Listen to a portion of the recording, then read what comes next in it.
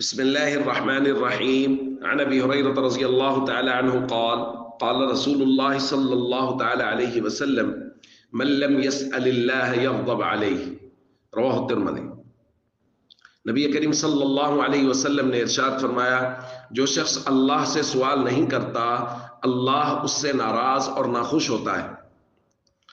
دوستو، دنیا دار لوگوں کے یہاں ضابطہ یہ ہے کہ جو شخص زیادہ مانگنے کے لیے آئے لوگ اس سے پیچھے ہٹنا شروع ہو جاتے ہیں کہ یہ تو روز ہی آ جاتا ہے، لیکن اللہ کے خزانے بڑے ہیں، اس لیے اللہ کے ہاں ضابطے بھی مختلف ہیں۔ ضابطہ یہ ہے کہ جو اللہ کے دربار میں مانگنے کے لیے نہیں آتا اللہ اس پر غصہ ہو رہے ہیں کہ یہ کیوں مانگنے کے لیے نہیں آ رہا۔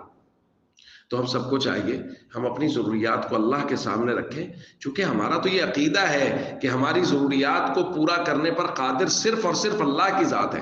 انسان تو اس میں سبب بنے گا، مسبب الاسباب تو صرف اللہ کی ذات ہے۔